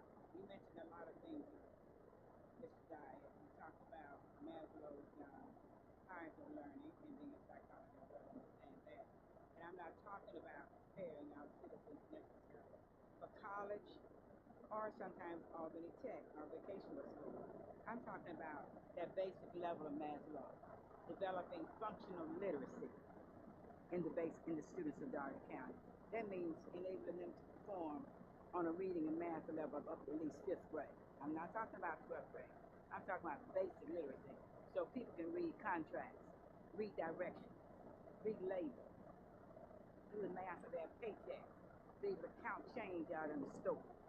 And if you give them the correct change or something, they just look at you like you're crazy if they haven't mastered that. So I'm talking about really putting our foot to the pavement, our feet to the pavement, to really help improve. And I want to know what I can do to help improve the literacy rate of our children. It is critical that we raise the performance level of our children. Despite all these programs we mentioned, there's still a large number of people we are not reaching, and that is my concern. I know my children always, but I know my children, but I'm concerned about those people who aren't my children, that my children would affiliate with, that my children can be impacted by if they are not performing on similar levels. You mentioned family and community involvement, Mr. Dyer, and you mentioned that kids don't learn the basic skills in the first 3 years. As a psychologist, we know by 2nd grade at the latest which children are in danger of not reaching the basic academic levels that are required at grades 1 through 4. What are we going to do to really reach out to that segment of the population? What are the real concrete things that we're going to do to impact that? And you mentioned the early literacy department, and I hope we have enough troops on the ground to really make that program impact, really see a difference. And you mentioned the soft skills, and we know that the psychologists and school psychologists in the Dougherty County school system, I know for a fact that soft skills, if they're not treated, can impact academic performance. Children, from my teaching experience and specialty experiences, children would rather be considered anything than quote things are illiterate. Children in my pre-K program, and I was one of the first private centers to get pre-K back in the 90s, the children could identify, 4-year-olds could identify children who were not performing on that level. They refer to them as the babies, because they could see the differences, certainly by first, second, third, fourth, and fifth. And we began to see more acting out behaviors.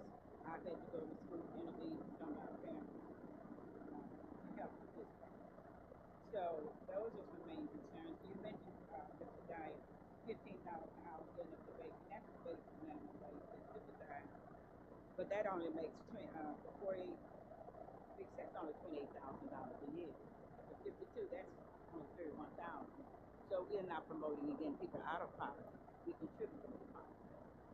So we need to hopefully get it up to higher than the $15 an hour. Our goal should be 10% more, so that our staff members can take care of their children and meet their basic needs.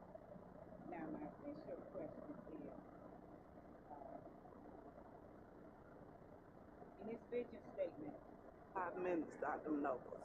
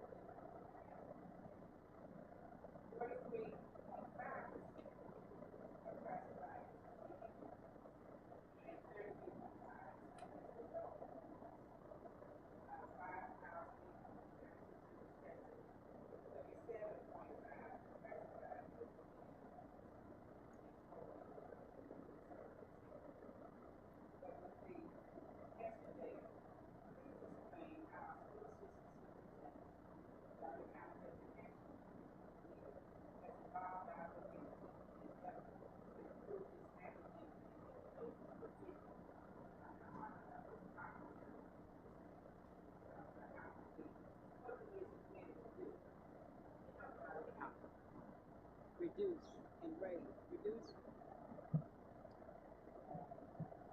the learning problems that we have, and how can we help the Dougherty County schools improve the performance of our students? What can I do as a retired psychologist, people in my community, Martin Luther King is in my community, and Lamar Reed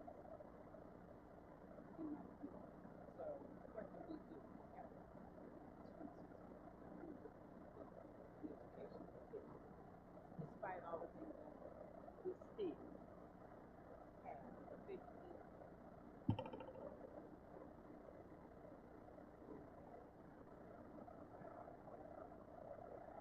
national problem. So it's not unique to Dougherty County. They are all talking about it once they get Mathis mentioned. So it's not unique to Dougherty County. But Dougherty County is unique to it. I'm not concerned about Brooklyn. No, I'm talking about Dougherty County. I have 2 grandchildren in the Dougherty County school system. And I'm concerned about their future. And I'm concerned about the future of all of us. Our education schools and industries deciding to come to Auburn. Because I've heard people say, well, if I bring my management team, they're going to have to pay for private schools, but their children receive a decent education. And that impacts my salary. You know, if I got to pay private schools to get quality education. So that's another reason we need to raise our overall. And I know we're doing all we can possibly, but what else can we do? There's always something to make a difference. And I know I love that presentation, but like I said, that was a lot of information presented in one afternoon. And I hope our children out as they try to come out as long as possible. So that is my concern. As a citizen of Dougherty County, a taxpayer of Dougherty County, and a grandparent of Dougherty County, retired Dougherty County school person, and I am concerned about the future of the students. Thank you, Dr. Noble. And just to reiterate, this is a regular board meeting. We receive, and I certainly appreciate the superintendent and his staff always keeping us aboard of all the initiatives. This is an every board meeting initiative. It's not just tonight. So please come back next week. This is what next board meeting. He ensured, and if we have questions, and even the community, if you have questions, please feel free to send that information. That nice little lady over there, Ms. Rhonda Sanders, and she will certainly get your answers back to you from our staff. Mr. Dyer, would you like to respond? Just a few things. Thanks again, Dr. Noble, for your comments regarding the minimum wage. The board set out 2 years ago to increase the minimum wage to at least $15, and we look at a study every year. We look at the poverty wage for a family of two, and we are 15% above that. Our goal was to be 15% above that, and so we adjust our pay scale on the lower end of our pay scale every year for that, but with hopes of getting to at least $15 by next school year. And so we're well aware of the challenges that our families face, and financially, and we're doing everything we can to try to improve that. Again, it takes resources, and we have to make sure that once we do it, we're able to sustain it. So we want to put together a plan that's sustainable as we move forward with that. And in terms of the schools, I think you probably heard me mention that we were disproportionately affected by the pandemic in the school system with our demographics, and the level of poverty is also, we're not unique. That's not unique to us. But we're not using that as an excuse. We identify those challenges and we put plans in place to address those. And I said when we looked at the raw content mastery that we're not pleased with where we are, but we are encouraged by the direction that we're headed. And if you look at the trajectory of our improvement since 2021, you'll see that it's steep. And we look to continue doing that. Could we do more? We certainly can. We certainly could. And in terms of our working with the community, I mentioned a few things. I didn't mention everything that we're doing because I didn't want to do too much information. But the villa is one way to get folks involved. But also we have a mentoring program. I was a student that grew up in free reduced lunch my entire K through 12 career. So I know living in an economically disadvantaged household was not a sentence to failure. You can overcome that. I had a great support system between my mother, my grandmother, grandfather, my aunts and uncles. Our students don't have that. So we announced a few board meetings ago our mentoring program called Men Under Construction on the premise of Frederick Douglass's quote, "It's easier to build strong children than to repair broken adults." And so although every child does not have someone in the household who can provide mentorship, one thing we can do as a community is to wrap our arms around our students and help them in ways that they may not be able to get that support at home. And so we announced that about 2 months ago. We're in the process of finalizing the plan for that.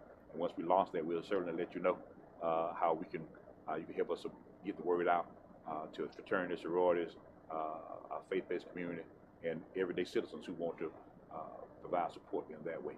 And there are many other ways you can provide support as well. We certainly welcome you to provide that support wherever you think you can. Thank you. Okay, board members. Okay, we now have a speaker, Ms. Sherelle Bird. Once again, for the community, Ms. Bird has 10 minutes. We do have timekeeper. Good evening, board members and Superintendent Dyer. As she said, my name is Sherelle Bird, and I am a product of the Dougherty County School System. Coach Youngblood was actually my coach at Westover High School. Good to see you. I'm also a parent who raised children in the Dougherty County School System. I have 2 children that graduated from Monroe High School. One is currently about to graduate from Georgia State University, and one is a student at Albany State University. My son, who recently graduated from Monroe High School last year, I got to share this personal story to make it relevant to my question. 2 months before he was due to graduate last year, he and a friend of his decided they wanted to skip school. They wanted to experience what it was like to skip school.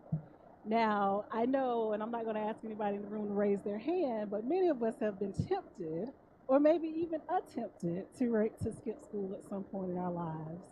However, now being a parent, being an adult, I do understand that there should be consequences to skipping school.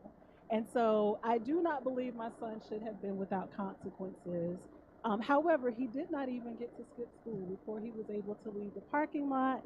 He was stopped by a principal or an assistant principal of the school and escorted back into the school. It is my understanding that he was then given 5 days of suspension for this attempted school skipping. So I was then told, I, being the parent that I am, started reaching out to the schools, sending emails to the principal, asking if I could have a conference so that we can have a conversation about the lack of application of Dougherty County School System's progressive discipline policy. I was not afforded that opportunity. My emails were ignored, and I was told that I could not see the principal unless I sat for a 1-hour parental discipline video. After being told that by one of the administrators, I made a beeline to the superintendent's office. I would like to think, as a community advocate or as a good troublemaker that I am in this community, I call myself, I have been afforded some level of privilege to have gotten a meeting with the superintendent, Dyer, to have a conversation about why the progressive school discipline was policy was not applied to my son. I thank Superintendent Dyer for his time. He had an opportunity to pull my son's discipline record only to find what he referred to as a blank page. In the 12 years of my son being a part of the Dougherty County school system, he had never had a discipline problem in the school system. But somehow the corrective policy that was applied to him was 5 days suspension. I was told by an administrator it should have been 9 days. But they gave us a favor and gave us 5 days. Unfortunately, the remedy to an attempted school skipping was 5 days of missed instructional time that my son would have been given 2 months prior to him graduating.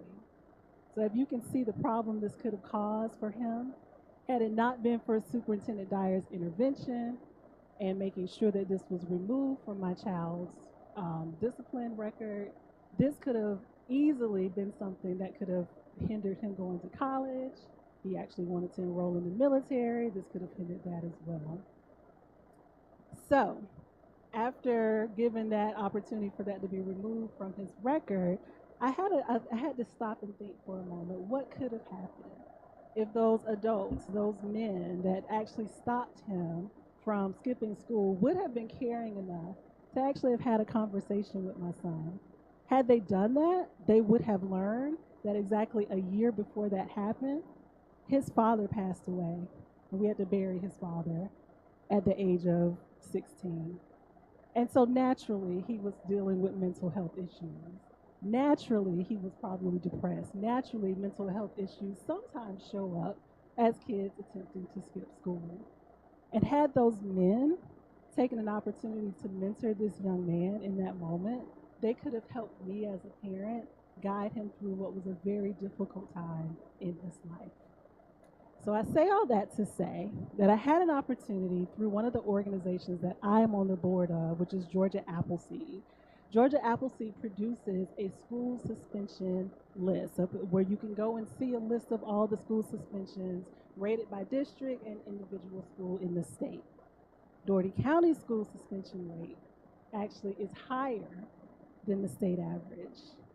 We also, at a higher, more disproportionate rate, suspend males of color, particularly black males, for some reason American Indian males and Hispanic males, as well as students with disabilities. We should be very concerned because this happens at the school administrative level where they are allowing our kids to be removed from instructional time from some of the most menial things and are not at all giving any credence to a progressive discipline policy that you have actually in place that should be and could be applied to our students, but it is not. And so, in addition to the wonderful presentation that we saw, I would like to know what are we doing to address this so that our students can remain in the instructional time, can be properly counseled. And a lot of things that we saw, according to this presentation, when it comes to mental health, unfortunately, were never afforded to my child in a moment when he really needed it. So my question then is, according to the demographical data listed on Dougherty County School System's webpage, our school system has approximately 13,095 students, primarily 89.8% African American, 37% Hispanic, and 11.5% students with disabilities. In keeping with your school system's stated core belief statement, the Dougherty County School System is committed to providing the best quality educational opportunities for all children. How is this school system's educational system using these metrics to adopt a curriculum that speaks directly to the specific needs of the diverse population that you serve and this community's culture? That is all I have. Thank you. Thank you, Mr. Dyer.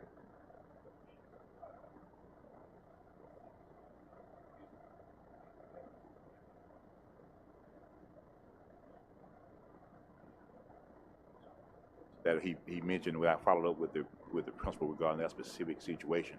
He mentioned that they had advised the students earlier that when they go outside the doors, the doors remain ajar. They provide opportunity for intruders to come into the building, and that's why they took that severe action. But again, didn't follow our prescribed policy.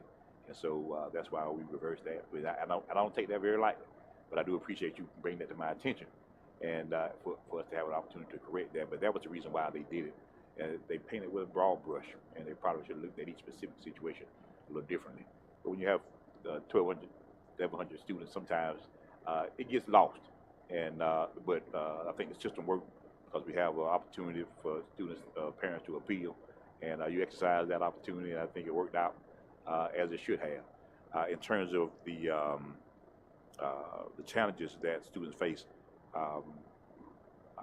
as you can see through the student-based mental health grant, the behavioral health center that we have operated through Auburn Area Primary Health Care, our partnership that I didn't mention with Aspire Behavioral Health, we have a vast amount of resources available to students who struggle.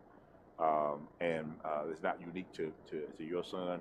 As I mentioned, when we did the survey in screening in spring of 23, at 24% of the students that responded, middle and high school students, showed signs of moderate to severe depression. This winter, when we did the survey again, screening, 21%. So it's a challenge that that a lot of times goes unrecognized, particularly in our community. And we're doing all we can to make those resources available. I'm frustrated when I say that out of the 24% of students in the spring that were identified as needing some support, are the ones that were moderately depressed or severely depressed. Fewer than 10% of the families accepted the free services that we were providing through licensed professional counselors and licensed clinical social workers to provide support for their students. And we're trying to find a way to reduce that stigma associated with behavioral health and mental health challenges so that they will get that support that they need for the students. So thank you for bringing that. I always like to beat the drum for that when I can. I also recently ended my term on Georgia Appleseed's board of directors for the state of Georgia. And the only superintendent that was on there, as a matter of fact, trying to get some more. But through that initiative, our PBIS, Positive Behavior Intervention and Support Program, I didn't mention during our presentation, we have a restorative practices initiative that we have at all of our middle and high schools. and that we're about to implement in our elementary schools that does just that. It looks at the consequences, and we look at ways to help restore victims of undesirable behavior versus going with suspension in school or out of school as a first resort. But working with families and families, students and parents to have restorative circles to talk about what they did, why they did it, and trying to get to the root cause of what made them do that, so that we can address the issue, the underlying issues, and not just the symptom, which is a lot of times the behavior is just a symptom of what really is going on. So we're doing that. We have some success in doing that. Is it 100%? No, it's not. But we recognize the fact that that is a challenge, and we put things in place to do that. The last thing, as I mentioned, the mentorship initiative that we're about to launch. The Men Under Construction Ministry. It is a ministry, but mentorship program. And then next year we'll do it with our young ladies. We started with the young men because they have a disproportionate amount of suspensions and disciplinary issues as opposed to when compared to our female students. So those are some of the things that we're doing. Again, just wanted to give you a brief answer, but we'll be glad to give you a more detailed response in writing at a later date. Thank you. And one quick comment I want to make as well to respond to that. I, as a parent, was deeply concerned about what happened to my child. As a community advocate, I was deeply concerned about the many other children that do not have a parent that is a community advocate, that would have taken that extra step beyond what they had been told by the administrators to actually show up to the superintendent's office. That's where our children will fall through the cracks, because they don't have an advocate that's going to come and show up for them. A lot of times parents aren't working, they don't have time to deal with this, they don't know how to push further and go to the superintendent's office. So I would add an extra suggestion is if we could have a program where we're teaching our parents how to advocate, we're teaching them how to navigate these systems, we're giving them opportunities to learn how to be better advocates, and if they can't learn, providing advocates in the school system for them to help them navigate these types of challenges. So I just want to add that as well as a suggestion. And just so you know, the villa that we talked about, that's for parents and any other community stakeholder.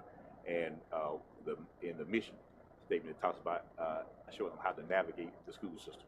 Same word you just used. So we recognize that as a challenge, and I think that villa program, as well as a mentorship program, will provide for advocates for our students at various levels, whether elementary, middle, or high school. So thank you again. Is there a way community organizations can partner with that? Once we launch it, we'll certainly get in contact with you. That'd be great. It'll be similar to the Chamber's political leadership committee program.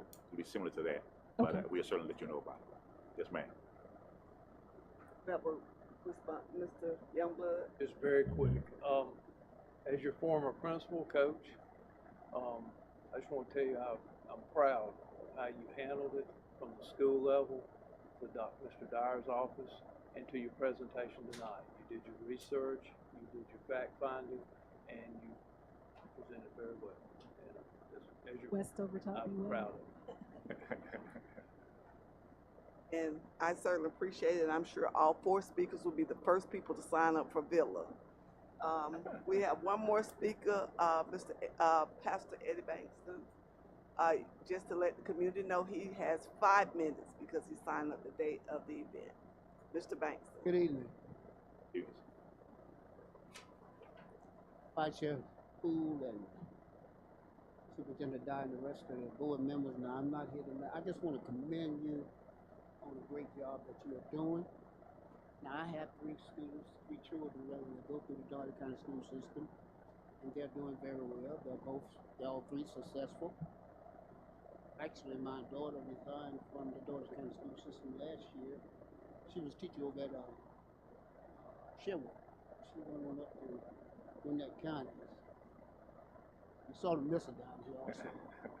But I picked up this paper today, and I was very much impressed by what the Georgia School Board of Association said about this district, this school system. I was just excited.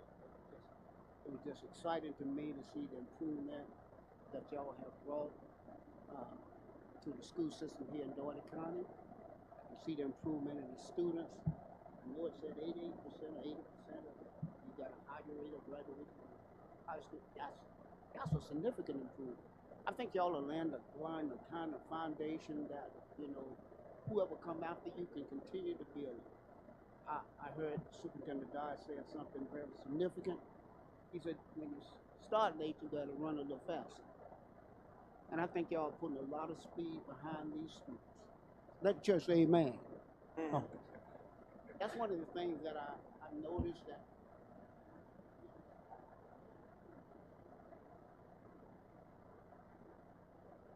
parent involved, parenting involved.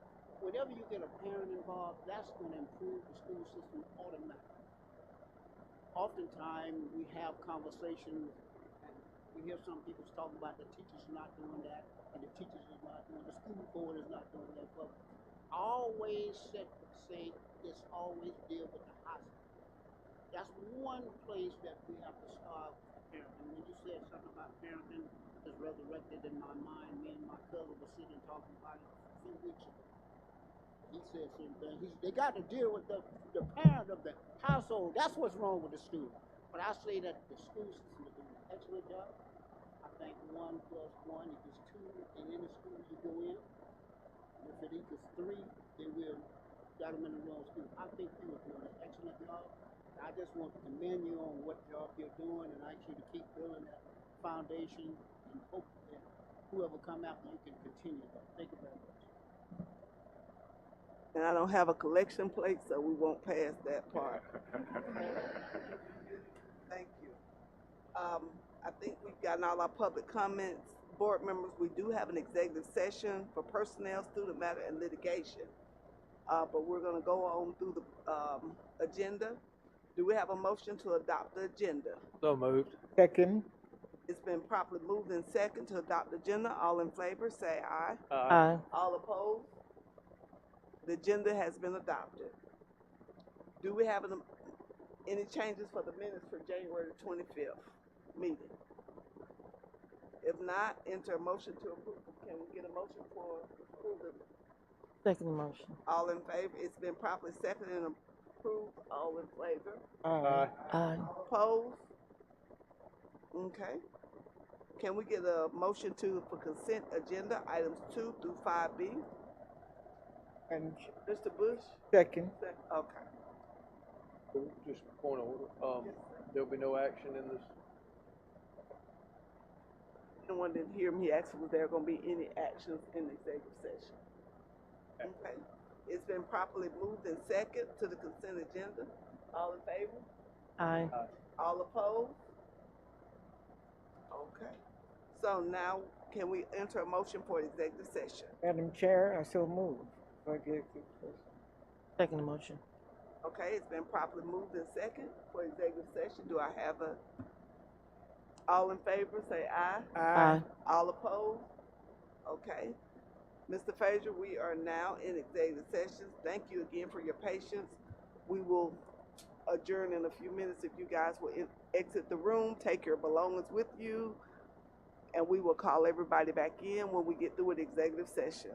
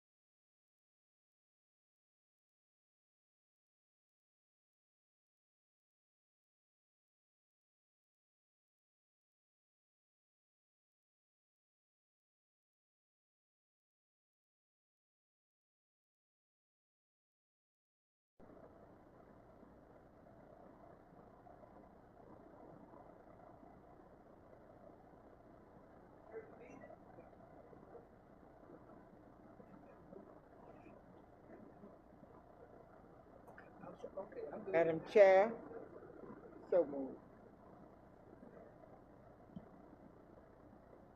Aye.